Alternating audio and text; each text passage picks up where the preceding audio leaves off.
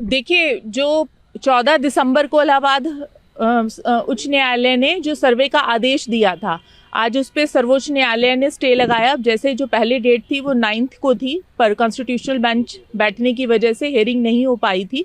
तो अब कोर्ट ने ये भी मुस्लिम पक्ष ने ये भी अपनी आपत्तियां जताई कि 7/11 की एप्लीकेशन है वो भी पेंडिंग है। तो आज सर्वोच्च न्यायालय ने ये कहा कि जो ट्रायल कोर्ट का ऑर्डर है सर्वे का, सिर्फ उस पे ही कुछ समय के लिए रोक लगाई है, जिसमें जो नेक्स्ट हियरिंग है वो अब 23 दिसंबर को होगी। और देखिए, कुछ ऐसी टेक्निकल ग्लिचेस थी जिसको अब शायद हिंदू पक्ष को भी उसमें रेक्टिफाई करने का मौका मिल जाएगा। और दूसरा, हाईकोर्ट ने स्पष्ट रूप से ये कहा है कि जो ट्रायल चल रहा है हाई कोर्ट में, उसमें किसी भी प्रकार की रोक नहीं है। जो मुकदमा है वो एज इट इज चलेगा। और देखिए, जो हमारा देश है वो संविधान और एक कानूनी प्रक्रिया के हिसाब से चलता है, और हर पक्ष को अपनी बात को रखने का पूरा मौका हमारे संविधान ने दिया है, तो वो सब उसका उपयोग कर रहे हैं। सर्वे को लेकर ऑब्जेक्शन उठाएगा तो उसको लेकर? जी बिल्कुल। जो 14 दिसंबर को इलाहाबाद उच्च न्यायालय का जो सर्वे का आदेश था, उसको चैलेंज किया था मुस्लिम पक्ष ने, और अभी कुछ समय के लिए सर्वोच्च न्यायालय ने उस पर रोक लगा दी है। अब आगे मैम क्या कुछ होना है? अगली तारीख? अगली जो डेट है वो 23 जनवरी की है। तो इसमें अब जैसे हिंदू पक्ष को नोटिस इश्यू हुआ है, तो उसमें जो भी शॉर्टकमिंग्स रही हैं टेक्निकल, तो वो अब हम उसमें आगे उसको रेक्टिफाई कर लेंगे। हमारी जो सुप्रीम कोर्ट में मांग थी कि जो इलाहाबाद हाई कोर्ट ने ऑर्डर किया है कमीशन भेजने का ईदगाह मस्जिद मथुरा में, उसको स्टे किया जाए, वो मान लिए। लेकिन जो महत्वपूर्ण बात है वो ये है कि माननीय उच्चतम न्यायालय ने ये बार बार ऑब्जर्व किया आज ओरली कि जो पिटिशनर ने जो अपनी एप्लीकेशन कमीशन के लिए लगाई थी उसमें क्लैरिटी नहीं है। वो ये कह रही है कि प्रेयर में जो प्रेयर है वो आप अलाउ कर दें। तो इसके लिए काफ़ी जो ऑनरेबल सुप्रीम कोर्ट था वो काफ़ी चिंतित था इस बात के लिए कि किस प्रकार की एप्लीकेशन नीचे लगाई गई, जिसमें कोई डिटेल्स नहीं है, क्या चाहते हैं ये भी नहीं पता। मेरा ऐसा मानना है कि ये इसलिए है कि जो 50 साल तक एक इशू जो सेटल हो चुका था अदालत से, उसमें जो अपने आप को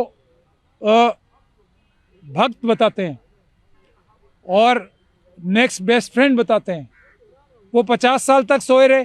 फिर सडनली 2021 में उनकी एक बार आंख खुली, तो ये नींद से जाग के जो आंख खुली, मेरा ऐसा मानना है उसकी वजह से क्लैरिटी नहीं है इनको। आज सुप्रीम कोर्ट ने आदेश दिया है कि जो मुस्लिम पक्ष की तरफ से जो दलील दी गई थी कि सर्वे को रोक दिया जाए, क्योंकि हाई कोर्ट ने आदेश दिया था कि ईदगाह मस्जिद का सर्वे होगा, तो आज सुप्रीम कोर्ट ने सर्वे के आदेश को कुछ दिनों के लिए स्थगित कर दिया है। मैं मुस्लिम पक्ष को कहना चाहता हूं कि आप सर्वे को कब तक रोक पाएंगे, क्योंकि आपके पास कोई सबूत ही नहीं है। प्राचीन जितने भी सबूत हैं सब हिंदू पक्ष के पास हैं। पानी का बिल, बिजली का बिल, कचरा खतौनी में नाम, पुरानी खेवट में नाम, सब हिंदू पक्ष का है। जो नगर निगम का टैक्स है वो भी हिंदू पक्ष देता है। तो आपने केवल कुछ दिनों के लिए सर्वे को रुकवा दिया है, लेकिन एक ना एक दिन सर्वे जरूर होगा। जितने भी हमारे हिंदू पक्ष हैं, सनातनी हिंदू भाई हैं, सभी को आशा है कि ईदगाह मस्जिद की सर्वे हो जाए तो दूध का दूध पानी का पानी हो जाएगा। क्योंकि जब हमने बिजली चोरी की शिकायत की थी तो ईदगाह में बिजली चोरी पकड़ी गई और 3 लाख का जुर्माना हुआ।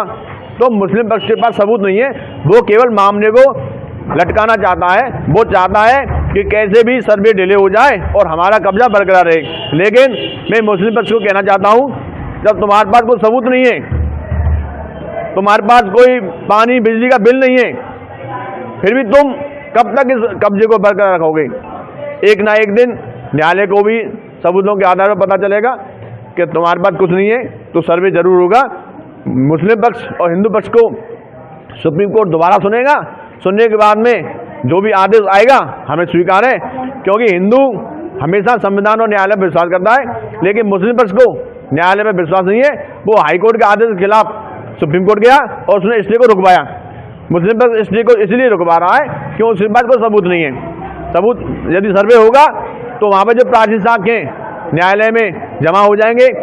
ईदगाह मस्जिद में हमारी जो प्राचीन साक्ष्य हैं, प्राचीन कलाकृतियाँ हैं, प्राचीन शिलालेख हैं, स्वास्थ्य का निशान है, पुष्प का निशान है, कमल का निशान है, शीर्षनाग का निशान है, तो वो उन सभी प्राचीन साक्ष्यों की रिपोर्ट बनाकर न्यायालय में जमा हो जाएगी।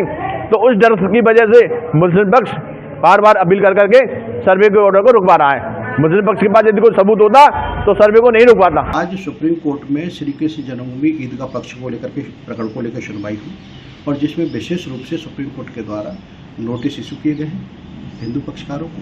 दूसरी महत्वपूर्ण बात यह है कि उच्च न्यायालय के द्वारा जो 14 तारीख को कोर्ट कमिश्नर की जो प्रोसीडिंग्स की गई थी उसमें कोर्ट कमिश्नर को मौके पर जाने से रोकने का आदेश पारित किया गया है। इसमें विशेष रूप बात यह है। दूसरी बात यह है कि उच्च न्यायालय की किसी भी कार्रवाई को आगे नहीं रोका गया है। उच्च न्यायालय में सभी कार्रवाई यथावत चलती रहेंगी, लेकिन कोई भी कोर्ट कमिश्नर मौके पर नहीं जाएगा। ये माननीय सुप्रीम कोर्ट के द्वारा आदेश पारित किया गया है और इसमें कुछ चीज़ों को लेकर के सुप्रीम कोर्ट ने जिनको क्लियरिटी नहीं थी उसको लेकर भी कहा। तो 23 तारीख अग्रिम जनवरी इसमें निर्धारित की गई है।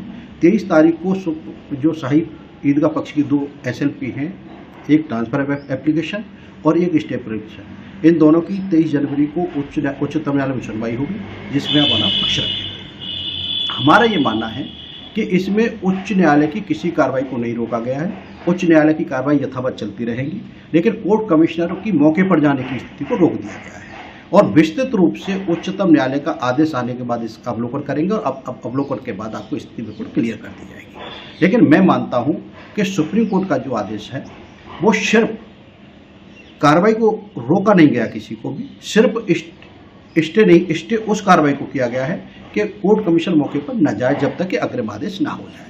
तो कुछ चीज़ें हम उच्चतम न्यायालय में क्लियर करेंगे और 23 जनवरी अग्रिम तारीख निर्धारित की गई है और 23 तारीख को हम अपना पक्ष रखेंगे और मैं मानता हूं कि इससे कोई फर्क पड़ने वाला नहीं है। शीघ्र ही हम अपना पक्ष रखेंगे, स्थिति क्लियर होगी और स्थिति क्लियर होने के बाद कोर्ट कमिश्नर मौके पर जाएंगे।